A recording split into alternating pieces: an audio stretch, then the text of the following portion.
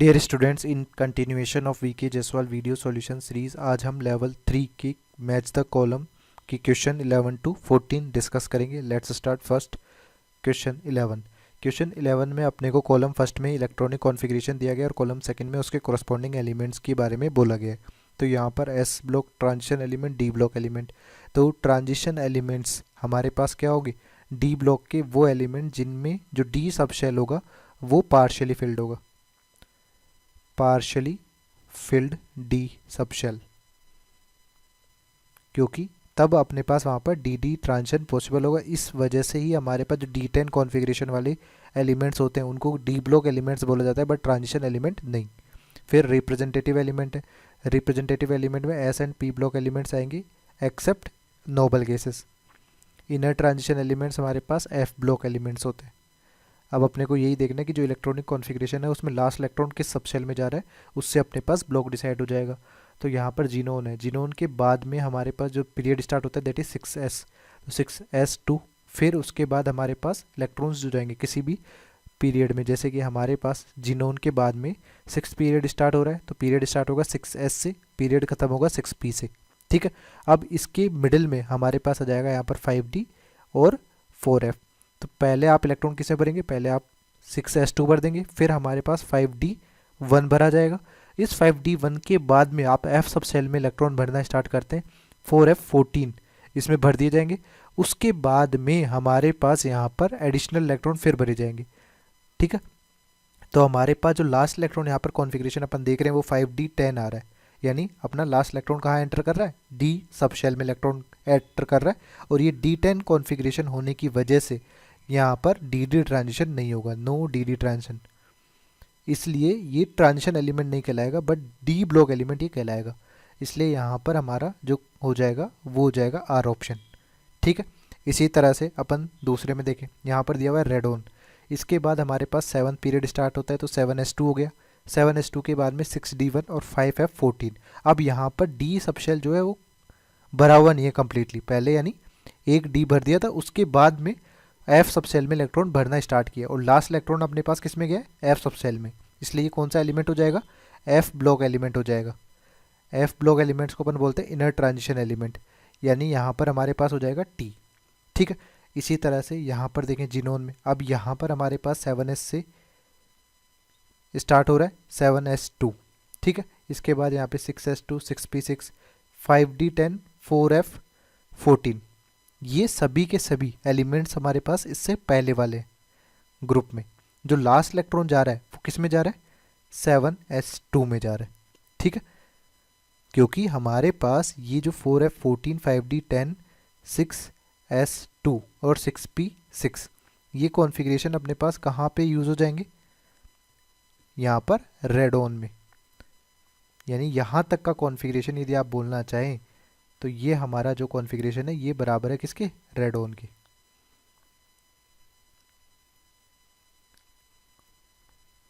और इसके बाद 7s2 दिया हुआ है, तो ये कॉन्फ़िगरेशन हमारे पास क्या हो जाएगा? लास्ट सबशेल इलेक्ट्रॉन में एस सबशेल में जा रहा है, इसलिए एस ब्लॉक एलिमेंट हो जाएगा। एस ब्लॉक एलिमेंट को अपन क्या क्या बोल सकते हैं? यहाँ पर पी ऑप्शन हो जाएगा हमारे पास।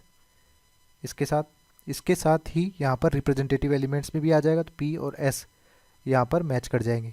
सिमिलरली डी ऑप्शन देखते हैं, यहाँ पर हमारे पास दिया हुआ है 6s2 में भर दिया, फिर 4f14 में भर दिया। पहले 5d1 था, फिर नेक्स्ट इलेक्ट्रॉन जो जा रहा है वो डी सबशेल में जा रहा है, तो लास्ट इलेक्ट्रॉन यहाँ पे डी सबशेल में जाने की वजह से ये डी ब्लॉक एलिमेंट हो जाएगा। और यहाँ पर जो डी सबशेल है वो कम्प्लीटली फिल्ड भी नहीं है, तो यहाँ पे डी डी ट्रांजिशन भी हो सकता है, इसलिए ये डी ऑप्शन जो हो जाएगा वो क्या क्या हो जाएगा? डी ब्लॉक भी हो जाएगा और ट्रांजिशन एलिमेंट भी हो जाएगा ये। तो क्यू और आर हमारे पास इससे मैच कर जाएगा। तो इस तरह अपन ने कॉलम फर्स्ट और कॉलम सेकंड को मैच करा दिया है। नेक्स्ट है 12th। इसमें हमें क्या बोला गया है? Elements electrons in KLMN shell में दिए गए और उनके बारे में कुछ स्टेटमेंट्स यहाँ पर बोले गए। तो सबसे पहले ए देख लेते हैं। ए में देखिए हमारे पास यहाँ पर 287 कॉन्फ़िगरेशन है, तो इस कॉन्फ़िगरेशन को आप फिलअप करेंगे तो ये 1s2 हो गया, फिर यहाँ पे 2s2, 2p6 और यहाँ पे 3s2, 3p5। तो हमारे पास ये K है सेल, ये L और ये M। अब इसमें जो लास्ट है वो P5 है। P5 में आप इलेक्ट्रॉन की फिलिंग करेंगे तो हमारे पास इस तरह से फिलिंग करेंगे तो एक हमारे पास क्या आ रहा है, नंबर ऑफ अनपेयर्ड इलेक्ट्रॉन 1 आ रहा है, जिसकी वजह से क्या हो जाएगा, पैरामैग्नेटिक हो जाएगा। तो इसमें अपन बोलना चाहें ए ऑप्शन में तो ये पैरामैग्नेटिक हो रहा है, यानी पी ऑप्शन आ रहा है। इसी के साथ यहाँ पर हमारे पास थर्ड ग्रुप एलिमेंट है या नहीं है ये, तो हमारे पास जो 3s2 3p5 है ये हेलोजन फैमिली है। हेलोजन फैमिली में long form of periodic table में जो ग्रुप नंबर होता है दैट इज 17th। तो ये हमारे पास डेफिनेटली क्या नहीं होगा, थर्ड ग्रुप एलिमेंट नहीं होगा। Last electron does not enter to valence shell, तो लास्ट इलेक्ट्रॉन वैलेंस शेल में जा रहा है, थर्ड इसका वैलेंस शेल है nth सेल, तो ये भी नहीं होगा यहाँ पर। फिर बोला गया रिएक्टिव नॉन मेटल, तो ये नॉन मेटल है हमारे पास 287, हमारे पास क्लोरीन का एटॉमिक नंबर होता है, तो क्लोरीन एक नॉन मेटल है और ये रिएक्शन भी इजीली कर लेता है, तो एस भी हो जाएगा। तो यहाँ पर ए के कौन कौन से करेक्ट हो जाएंगे मैच करने वाले, पी और एस, डायमैग्नेटिक ये नहीं होगा। फिर अपन बी देख लेते हैं। बी में हमारे पास देखिए 2 8 18 और 8, ये इलेक्ट्रॉनिक कॉन्फ़िगरेशन आप रखेंगे तो किस इलेक्ट्रॉन किस एलिमेंट का आ जाएगा, ये आ जाता है क्रिप्टोन का। ठीक है, क्रिप्टोन का जिसका एटॉमिक नंबर हमारा 36 है, यानी सिंपली अपने नंबर ऑफ इलेक्ट्रॉन्स को ऐड अप करके 36 आ गया। अब यहाँ पर हमारे पास स्टेबल कॉन्फ़िगरेशन है, सारे के सारे इलेक्ट्रॉन्स के पेयर्ड अप है, तो पेयर्ड अप होने की वजह से ये जो कंपाउंड हो जाएगा ये डायमैग्नेटिक हो जाएगा। Diamagnetic because number of unpaired electrons यहाँ पर कितने हैं, 0 है, तो यहाँ पर ये डायमैग्नेटिक हो गया। तो ये कौन से ऑप्शन से मैच कर रहा है, यहाँ पर टी हमारा इससे ऑप्शन मैच कर जाएगा। ठीक, इसके अलावा ये रिएक्टिव तो होता नहीं है, लास्ट इलेक्ट्रॉन जो एंटर कर रहा है वो वैलेंस शेल में ही कर रहा है। यहाँ पर जो भी नोबल गैसेज होती हैं उनमें लास्ट इलेक्ट्रॉन कॉन्फ़िगरेशन जो होता है ns2 np6 होता है, nth सेल में ही हमारा इलेक्ट्रॉन ऐड कर रहा है, तो केवल टी ऑप्शन जो होगा इससे मैच करेगा। फिर हमारे पास नेक्स्ट देख लेते हैं, यहाँ पर बोला गया है 2 8 14 2, तो यहाँ पे सी ऑप्शन अपन देखें 2 8 14 2, ये हमारा जो एटॉमिक नंबर हो जाएगा वो हो जाएगा 26 फॉर आयरन। ठीक है, अब आयरन में अपन यदि इलेक्ट्रॉनिक कॉन्फ़िगरेशन लिखते हैं तो ये हमारे पास क्या हो जाएगा 26 के लिए, आप इसको लिखना चाहें तो हमारे पास 3d5 4s2। ठीक है, ये हमारे पास मैं यदि बोलूँ हीलियम नियोन आर्गन क्रिप्टोन, यहाँ पे 2 हो गया प्लस 8 10, ये 18 प्लस 26 अपने को चाहिए, तो यहाँ पर कितना हो जाएगा, ये 3d6 हो जाएगा, सॉरी 3d6 4s2 हो गया। तो 3d6 4s2 में 3d6 का अपन इलेक्ट्रॉनिक कॉन्फ़िगरेशन भी देखें तो हमारे पास 1 2 3 4 5 ये 6, फिर भी यहाँ पे कितने नंबर ऑफ अनपेयर्ड इलेक्ट्रॉन बचे, 4 नंबर ऑफ अनपेयर्ड इलेक्ट्रॉन यहाँ पर बचे, इसलिए ये जो कंपाउंड हो जाएगा ये पैरामैग्नेटिक हो जाएगा। ठीक है, पैरामैग्नेटिक हो गया। और इसमें जो लास्ट इलेक्ट्रॉन है वो किस में जा रहा है, डी सबशेल में जा रहा है, यानी हमारे पास n-1 डी सबशेल में, ना कि nth सेल में, तो वैलेंस शेल में नहीं जा रहा है, इसलिए आर ऑप्शन भी यहाँ पे हो जाएगा। तो यहाँ पर कौन कौन से ऑप्शन मैच कर रहे हैं अपन एक बार देख लेते हैं। यहाँ पर हमारे पास पी पैरामैग्नेटिक ये हो रहा है और आर थर्ड ग्रुप एलिमेंट ये नहीं है। ठीक है, नॉन मेटल है नहीं क्योंकि आयरन हमारा क्या होता है, मेटल होता है, तो ये ऑप्शन अपने पास मैच हो गए। इसके बाद अपन जेड देख लेते हैं, इसमें अपने को क्या क्या बोला गया है पर्टिकुलर डी ऑप्शन के लिए अपने को 2 8 18 25 8 एंड 2, इन सबको आप ऐड करोगे तो हमारे पास जो एटॉमिक नंबर आएगा दैट इज़ 63 और ये होता है EU का। ठीक है, इसका जब आप इलेक्ट्रॉनिक कॉन्फ़िगरेशन लिखेंगे तो helium neon argon krypton xenon, तो यहाँ पर 36 54, तो यहाँ पर पीरियड नंबर अपन देखें first second third fourth fifth, तो जीनोन के बाद में 6s से स्टार्ट होगा। ठीक है, 1 2 3 4 5 6s से स्टार्ट होगा और 6p पे ख़त्म होगा। फिर यहाँ पर बीच में बच जाएगा 5d और 4f, n-1d और n-2f से, तो जीनोन 54 है।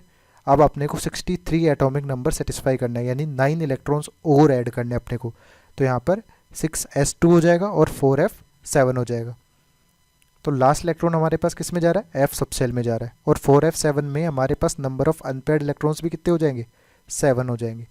इस बेसिस पे हमारा ये कंपाउंड जो हो जाएगा ये पैरामैग्नेटिक हो जाएगा। इसके अलावा जितने भी एफ ब्लॉक एलिमेंट्स होते हैं, सारे के सारे एफ ब्लॉक एलिमेंट्स का जो ग्रुप नंबर होता है दैट इज थर्ड ग्रुप। ठीक है, तो इस बेसिस पे हमारा यहाँ पर क्यू ऑप्शन भी हो जाएगा। फिर क्यू ऑप्शन के बाद में अपन देखें यहाँ पर कि जो लास्ट इलेक्ट्रॉन जा रहा है वो किस में जा रहा है, 4f7 में, यानी ये हमारे पास n-2 शेल में जा रहा है, बिकॉज nth सेल तो हमारे पास 6s है, यानी n=6 है, तो n-2 सेल में जा रहा है, यानी वैलेंस सेल में तो नहीं जा रहा है ये भी, तो यहाँ पर आर ऑप्शन भी मैच कर जाएगा। तो इस तरह से अपन ने कॉलम फर्स्ट और कॉलम सेकंड को भी मैच कर दिया है। ठीक है, नेक्स्ट है 13। इसमें बोला गया है कॉलम फर्स्ट में outer electronic configuration of element in ground state. ठीक है, इसमें nth लिखा गया कि कोई सा भी हो सकता है आपके पास period number, n=1 to 7। Number of total periods हमारे पास long form of periodic table में 7 है, तो 1 to 7 आप कुछ भी पुट कर सकते हैं यहाँ पर। फिर हमारे पास characteristic period and group number in long form of periodic table. तो हाईएस्ट स्पिन मैग्नेटिक मोमेंट की अपन बात कर रहे हैं, तो म्यू जो होता है स्पिन मैग्नेटिक मोमेंट वो √n × n+2 होता है, where n is number of unpaired electron, number of unpaired electron. तो सबसे ज़्यादा अनपेयर्ड इलेक्ट्रॉन कहाँ पर प्रेजेंट होगी ये अपने को देखना है। अब यहाँ पर देखिए आप n-1 d5 है, ns1 है, तो इसका एग्जांपल यदि आप n=4 पुट कर देते हैं तो ये हमारे पास हो जाएगा 3d5 4s1। ठीक है, 3d5 यानी हमारे पास d सब शेल में कितने ऑर्बिटल्स होते हैं 5, तो 5 में सब में आप एक एक इलेक्ट्रॉन भर देंगे, और 4s1 में भी एक है, तो यहाँ पे टोटल अनपेयर्ड इलेक्ट्रॉन कितने हो गए 6। बाकी किसी भी ऑप्शन में देखेंगे, जैसे यहाँ पर बी वाले ऑप्शन में, तो यहाँ पर केवल डी वाला ही अनपेयर्ड इलेक्ट्रॉन होगा, तो यहाँ पर अपन ए में ऑप्शन में बोलें तो नंबर ऑफ अनपेयर्ड इलेक्ट्रॉन 6 है। बी में यदि अपन बात करें तो नंबर ऑफ अनपेयर्ड इलेक्ट्रॉन हमारे पास केवल 1 होगा। सी में यदि अपन बात करते हैं तो केवल P3 वाले अनपेयर्ड इलेक्ट्रॉन होंगे। फिर डी ऑप्शन में देखें तो यहाँ पर एफ में भी एक अनपेयर्ड है, डी में भी, और एस में नहीं है, पेयर्ड है, तो यहाँ पर n=2 हो जाएगा। तो सबसे ज़्यादा नंबर ऑफ अनपेयर्ड इलेक्ट्रॉन हमारे पास केवल ए ऑप्शन में, तो हाईएस्ट स्पिन मैग्नेटिक मोमेंट जो होगा वो ए का होगा, तो यानी पी ऑप्शन अपन यहाँ पर मैच कर देते हैं, बाकी में नहीं होगा। ठीक है, इसके बाद में अपन देखते हैं दूसरी चीज़, सिक्स्थ पीरियड एलिमेंट। कौन कौन सा सिक्स्थ पीरियड एलिमेंट यहाँ पर हो सकता है, तो सभी में आप सिक्स्थ पीरियड तो रख ही सकते हैं। जैसे ए में यदि आप ऑप्शन रखें हमारे पास n-1 d5, तो हमारे पास ये 5d5 6s1 हो सकता है। यहाँ पर अपन रख दें 6s2, तो यानी 5d1 6s2, ये इलेक्ट्रॉनिक कॉन्फ़िगरेशन ही पॉसिबल है। इसके अलावा 6s2 6p3, यानी मैं यहाँ पर क्या पुट कर रहा हूँ, सिक्स पीरियड के लिए n की वैल्यू 6 रख रहा हूँ। और हमारे पास डी ऑप्शन में हमारे पास क्या हो जाएगा, यहाँ पर 4f1, यहाँ पर 5d1 और 6s2, ये भी हो सकता है। तो क्योंकि किसी भी पीरियड की यदि अपन बात करते हैं तो ns से स्टार्ट होता है, np पे ख़त्म होता है, और उसके मिडिल में हमारे पास इस तरह से चलता है n-1 d n-2 f, और यहाँ पर कंडीशन आपको बस एक ही रखनी है कि n > l होना चाहिए हमेशा। तो l की वैल्यू 0 के लिए s सब शेल, 1 के लिए p, 2 के लिए d, 3 के लिए f। ठीक है, तो इस तरह की स्कीम फॉलो करते हुए अपन देख रहे हैं, तो यहाँ पर ये सारे वैलिड है, इसलिए अपने पास जो Q है वो सभी में आ जाएगा। यहाँ पे भी Q आ जाएगा, यहाँ पर भी Q आ जाएगा। फिर अपने को बोला गया नेक्स्ट हमारे पास है period number and group numbers are same. तो यहाँ पर हमारे पास जो d5ns1 कॉन्फ़िगरेशन है, इसमें आप यदि देखें ग्रुप नंबर डिसाइड करना, तो ग्रुप नंबर होता है number of s electron plus number of d electrons, या आप पीरियोडिक टेबल में भी देखें तो हमारे पास 3d5 4s1, यहाँ पर कौन सा था 3d5 4s1 है, जो कि हमारा किसका है यहाँ पर दिया हुआ है। तो यहाँ पर दो तो s वाले इलेक्ट्रॉन्स हो गए, फिर हमारे पास 1 2 3 4 ये वाले हो गए, तो 4 + 2 6 हो गया। तो यानी ग्रुप नंबर हमारे पास क्या हो गया, यहाँ पर ए में 6 हो गया। ठीक है, बट इसी सीरीज़ में कुछ और कॉन्फ़िगरेशन भी हो सकते हैं कि जैसे हमारा ये 4th पीरियड है, इसी तरह से 5th पीरियड, और इसी तरह से 6th पीरियड हो सकता है। यहाँ पर हमारे पास कॉन्फ़िगरेशन है 3d5 4s1, यहाँ पर हमारे पास हो जाएगा 4d5 5s1, और यहाँ पर हमारे पास हो जाएगा 5d5 6s1। दो तीनों के तीनों कॉन्फ़िगरेशन इस पर्टिकुलर n-1 d5 ns1 को फॉलो कर रहे हैं, और सभी का ग्रुप क्या होगा, एक ही होगा, ग्रुप नंबर हमारे पास 6। अब ग्रुप नंबर 6 भी है और पीरियड नंबर हमारे पास 6 भी आ गया, ये पीरियड नंबर है। तो दोनों पीरियड नंबर और ग्रुप नंबर यहाँ पर दोनों सेम हो सकते हैं, इसलिए अपन यहाँ पर जो आर ऑप्शन है वो ए में तो मैच करा सकते थे। ठीक है, बाकी ऑप्शंस में देख लेते हैं। n-1 d1 ns2 की यदि अपन बात करें तो यहाँ पर ग्रुप नंबर जो हो जाएगा s और d के इलेक्ट्रॉन्स कंबाइन करके यानी 3 हो जाएगा। बट जो d इलेक्ट्रॉन्स होते हैं वो स्टार्ट ही किससे होते हैं, फोर्थ पीरियड से स्टार्ट होते हैं, तो यहाँ पर पीरियड नंबर और ग्रुप नंबर सेम नहीं हो सकता। ठीक है, इसी तरह से ns2 np3 की बात करें तो ये p ब्लॉक में है। p ब्लॉक में अपने पास जो ग्रुप स्टार्ट होता है वो 13 से स्टार्ट होता है, बोरोन फैमिली, और हमारे पास इस पीरियोडिक टेबल में मैक्सिमम पीरियड नंबर जो हो सकता है वो 7 ही होता है, तो ग्रुप नंबर और पीरियड नंबर यहाँ पर भी सेम नहीं होगा। इसी तरह से यहाँ पर देख लें, यहाँ पर डी ऑप्शन में हमारे पास क्या दिया हुआ है, यहाँ पर अपने पास एफ ब्लॉक एलिमेंट्स ये दिया हुआ है। ठीक है, तो एफ ब्लॉक एलिमेंट के लिए जो ग्रुप नंबर होता है फॉर एफ ब्लॉक, यहाँ पर ग्रुप नंबर हमारा 3 होता है। ठीक है, ग्रुप नंबर 3 होगा, और एफ ब्लॉक का जो मिनिमम पीरियड नंबर है, मिनिमम पीरियड नंबर वो हमारे पास कौन सा हो जाएगा, 5th पीरियड से ये स्टार्ट होता है 4D सीरीज से।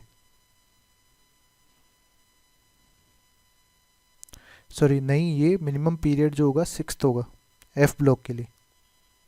ठीक है, इसको आप देख भी सकते हो कि हमारे पास ये पीरियोडिक टेबल है, इस पीरियोडिक टेबल में एफ ब्लॉक अपने पास लेंथेनम के बाद आएगा, और इसका जो पीरियड नंबर है वो कितना है, 6, मिनिमम 6 पीरियड हमारे पास होना चाहिए। तो यहाँ पर हमारे पास पीरियड नंबर और ग्रुप नंबर सेम नहीं होंगे। ठीक है, तो ये वाला ऑप्शन भी कैंसिल हो गया। फिर बोला गया period number is double than group number, तो यहाँ पर ये बात सही बैठ सकती है, ग्रुप नंबर यदि 3 है तो मिनिमम पीरियड इसका 6 हो सकता है, तो पीरियड नंबर जो है 6 वो ग्रुप नंबर से डबल है, तो एस वाला ऑप्शन यहाँ पर डेफिनेटली हो सकता है।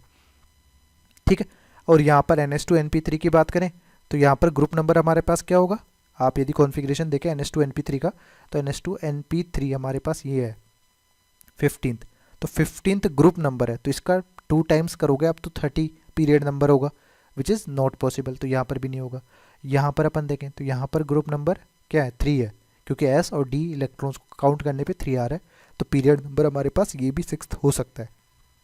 ठीक है, यदि आप 6 की वैल्यू पुट कर दें तो, जैसे यहाँ पर 6s2 5d1, ये इलेक्ट्रॉनिक कॉन्फ़िगरेशन यदि अपन लिखते हैं तो ये बी ऑप्शन को मैच कर रहा है, बट यहाँ पर हमारे पास जो ग्रुप नंबर है वो कितना है, 3, बट पीरियड नंबर जो है वो मैक्सिमम नंबर ऑफ n की वैल्यू जो होती है वो होता है, तो ये 6th हो जाएगा, तो ये कंडीशन यहाँ पर भी सेटिस्फाई कर रही है, इसलिए अपन s को यहाँ पर लिख देंगे। ठीक है, इसके बाद में हमारे पास जो पूछा गया है that is symmetrical distribution of electron density, तो अपन यहाँ पर देखें सबसे पहला ऑप्शन ए हमारे पास जो दिया गया है, इसमें 3d5 4s1 अपन मान लेते हैं। ठीक है, किसी भी एक पीरियड का इलेक्ट्रॉनिक कॉन्फ़िगरेशन अपने को फिलअप करना है, तो डी सब शेल में हमारे पास जो इलेक्ट्रॉन जा रहे हैं वो सारे के सारे क्या होंगे, यहाँ पर 5 है तो पाँचों के पाँचों एक एक इलेक्ट्रॉन यहाँ पर चला जाएगा, इसके बाद 4s1 यहाँ पर चला गया। ठीक है, तो इस बेसिस पे यहाँ पे देखें तो सारे के सारे ऑर्बिटल्स डी सब शेल में क्या है, सिमेट्रिकल है, सब में एक एक इलेक्ट्रॉन है, वैसे ही एस सब शेल में, तो यहाँ पर सिमेट्रिकल वाला केस यहाँ पर बैठ जाएगा। फिर n-1 d1 ns2 की बात करें, यानी ये 3d1 4s2 की बात करें, तो 3d1 4s2 की अपन यदि बात करते हैं तो यहाँ पर केवल ये होगा और 4s2 में ये हो जाएगा, तो 4s2 तो एक तरीके से सिमेट्रिकल है, बट डी सबशेल सिमेट्रिकल नहीं है, क्योंकि एक ऑर्बिटल में तो एक इलेक्ट्रॉन है, बाकी वैकेंट है, तो ये नॉन सिमेट्रिकल डिस्ट्रीब्यूशन होगा। इसी तरह से ns2 np3 की बात करें तो मैं लेट से 3s2 3p3 लिख लेता हूँ। यहाँ पर आप कोई सा भी पीरियड लीजिए, कोई फ़र्क नहीं पड़ता, यहाँ पर मैं केवल इलेक्ट्रॉन का कर रहा हूँ कि हमारे पास किस तरह से होगा। अब यहाँ पर p में, तो यहाँ पर आप डी एस में देखें तो एस में तो दोनों फिलअप है, p में भी सारे के सारे ऑर्बिटल्स में केवल एक ही है, तो सिमेट्रिकल डिस्ट्रीब्यूशन है, इसलिए यहाँ पर भी हमारा क्या हो जाएगा, t आ जाएगा। यही सेम चीज़ f और d में होगी, यहाँ पर केवल एक एक ऑर्बिटल में इलेक्ट्रॉन जाएगा, बाकी वैकेंट होंगे, तो यहाँ पर भी t symmetrical distribution of electron density नहीं हो सकता। ठीक है, तो इस तरह से अपन ने कॉलम फर्स्ट और कॉलम सेकंड को मैच करा लिए। ठीक है, नेक्स्ट क्वेश्चन है 14। यहाँ पर कॉलम फर्स्ट में कुछ आयंस के ऑर्डर दिए हुए हैं और सेकंड में कुछ टर्म्स दी गई हैं, उनको अपने को सेट करना है। तो यहाँ पर हाइड्रेशन एनर्जी, हाइड्रेटेड साइज या हाइड्रेटेड रेडियस आप बोल सकते हो, इनका देखना है। तो कोई भी यदि आयन हमारे पास दिया हुआ है, जैसे कि फ्लोरीन है और एक आयोडीन है, इन दोनों में से साइज जिसका कम होगा उसके चारों तरफ हमारे पास क्या होता है, H2O मॉलिक्यूल्स की लेयर, मल्टीपल लेयर्स बन जाएगी। H2O मॉलिक्यूल्स जो हैं वो मल्टीपल लेयर्स में जाएंगे, क्योंकि स्मॉल साइज होने की वजह से चार्ज डेंसिटी है। यहाँ पर इन लेयर्स में क्या H2 है। ठीक है, बट I माइनस की बड़ी साइज होने की वजह से कुछ लेयर्स ही H2O की यहाँ पर सराउंडिंग करेगी, तो हाइड्रेट रेडियस यहाँ पर थोड़ी कम हो जाती है। तो यदि हमारे पास गैसियस फेज में फ्लोरीन माइनस की जो साइज़ है वो I माइनस से कम है, तो जब आप हाइड्रेशन करेंगे या सॉल्यूशन में इसको डिसॉल्व करेंगे तो जस्ट उल्टा हो जाएगा कि फ्लोरीन माइनस की जो साइज है एक्वस, वो ग्रेटर देन हो जाएगी किससे, I माइनस एक्वस से। तो जहाँ पर हाइड्रेशन ज़्यादा होगा तो रिलीज्ड एनर्जी, हाइड्रेशन एनर्जी भी हमारे पास ज़्यादा होगी। तो हमारे पास फ्लोरीन एक्वस की जो साइज़ है वो क्लोरीन एक्वस से ज़्यादा, ब्रोमीन फिर आयोडीन। ये सॉल्यूशन फेज में ही बात कर रहे हैं, यहाँ पे कॉलम फर्स्ट में आप ऐसा सकते हैं इन सॉल्यूशन फेज, हमारे जो ऑर्डर दिए गए वो सॉल्यूशन फेज में। तो हाइड्रेशन एनर्जी हमारे पास इसमें ज़्यादा होगी। ठीक है, क्योंकि सही ऑर्डर दिया गया, फ्लोरीन माइनस में सबसे ज़्यादा हाइड्रेशन एनर्जी, हाइड्रेटेड रेडियस का भी ये करेक्ट ऑर्डर है। अब आयनिक मोबिलिटी और इलेक्ट्रिकल कंडक्टेंस की यदि अपन बात करें तो हमारे पास क्या हो जाएगा, आयनिक मोबिलिटी के आयंस की मूवमेंट, तो जितनी कम साइज होगी सॉल्यूशन में उतनी ही हमारे पास क्या होगी, मोबिलिटी ज़्यादा होगी। तो सिंपली ये हाइड्रेटेड रेडियस के इन्वर्सली प्रोपोर्शनल होता है। ठीक है, हाइड्रेटेड रेडियस के इन्वर्सली प्रोपोर्शनल होगा, तो यानी ये करेक्ट आंसर नहीं हो सकता। सिमिलरली ये आयनिक मोबिलिटी जो होता है वो कंडक्टेंस के डायरेक्टली प्रोपोर्शनल होगा, तो ये भी हमारे पास यहाँ पर नहीं होगा। अब कंडक्टेंस जो फैक्टर है वो साइज के साथ साथ चार्ज पे भी डिपेंड करता है। चार्ज हमारे पास डोमिनेटिंग फैक्टर हो जाएगा,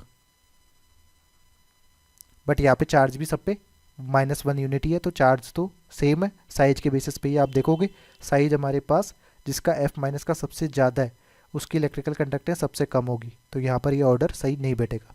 ठीक है, आयनिक रेडियस की अपन बात करें तो आयनिक रेडियस में फ्लोरीन माइनस गैस आयंस की अपन बात करें, Cl minus gas, Br minus gas और यहाँ पर I माइनस गैस, इस तरह से होगा। तो ये ऑर्डर भी हमारे पास नहीं दिया हुआ है, इसलिए टी बी यहाँ पर मैच नहीं करेगा। ठीक है, इसी तरह से बी ऑप्शन में देख लेते हैं। बी ऑप्शन में हमें क्या दिया हुआ है, हमारे पास यहाँ पर सोडियम, मैग्नीशियम और एल्यूमिनियम, ये तीनों के तीनों ही क्या है, आइसो इलेक्ट्रॉनिक है। नंबर ऑफ इलेक्ट्रॉन्स इसमें क्या है, 10 इलेक्ट्रॉन्स है। अब आइसो इलेक्ट्रॉनिक स्पीसीज में क्या होता है कि जेड इफेक्टिव न्यूक्लियर चार्ज अपन देखें जेड माइनस सिग्मा। अब सिग्मा की वैल्यू यदि हमारे पास कांस्टेंट है तो जेड एटॉमिक नंबर जैसे जैसे इंक्रीज करता है, जेड इफेक्टिव इंक्रीज करता है, जिससे रेडियस डिक्रीज होती है। तो हमारे पास इस बेसिस पे सबसे ज़्यादा एटॉमिक नंबर किसका है, एल्यूमिनियम का। इस बेसिस पे सबसे कम रेडियस जो होगी वो किसकी होगी, एल्यूमिनियम 3+ की। तो रेडियस का ऑर्डर देखें तो एल्यूमिनियम 3+ के सबसे कम, देन मैग्नीशियम 2+, देन Na+। ये हमारे पास आयनिक रेडियस का ऑर्डर है, पर इसी फॉर्म में दिया हुआ नहीं है, तो टी तो ऑप्शन यहाँ पे हो नहीं सकता। बट यदि अपन रेडियस का गैसेस फॉर्म में ये ऑर्डर दिया हुआ है तो इसका जस्ट अपोजिट हो जाएगा हाइड्रेशन एनर्जी या हाइड्रेटेड रेडियस का ऑर्डर। हाइड्रेटेड रेडियस का ऑर्डर क्या हो जाएगा, सोडियम प्लस एक्वस की सबसे ज़्यादा, देन मैग्नीशियम 2+ के एक्वस की सबसे ज़्यादा, देन एल्यूमिनियम 3+ की सबसे ज़्यादा। ठीक है, तो यहाँ पर हमारे पास पी क्यू ये तो ऑप्शन हो गए। बट अब यहाँ पर आयनिक मोबिलिटी की बात करें तो जितना ज़्यादा साइज हो जाएगा, अब हाइड्रेशन ज़्यादा होने की वजह से सोडियम प्लस का हाइड्रेट रेडियस बहुत ज़्यादा हो गया तो आयनिक मोबिलिटी कम हो गई। ठीक है, बट यहाँ पर अब इलेक्ट्रिकल कंडक्टेंस की अपन बात करें तो इलेक्ट्रिकल कंडक्टेंस में साइज वाला फैक्टर भी यहाँ पर है और चार्ज वाला फैक्टर भी यहाँ पर है। एक पे +1 चार्ज, एक पे +2 चार्ज और एक पे +3 चार्ज है। तो जिस पे चार्ज ज़्यादा होगा उसकी इलेक्ट्रिकल कंडक्टिविटी ज़्यादा होगी, इर्रेस्पेक्टिव दैट उसकी हाइड्रेटेड रेडियस हमारे पास सिग्निफिकेंटली ज़्यादा है या कम है। ठीक है, इस बेसिस पे ये जो ऑर्डर है इलेक्ट्रिकल कंडक्टेंस के लिए सही ऑर्डर दिया हुआ है कि सबसे ज़्यादा इलेक्ट्रिकल कंडक्टेंस जो होगी वो एल्यूमिनियम 3+ की होगी बिकॉज ऑफ मोर चार्ज।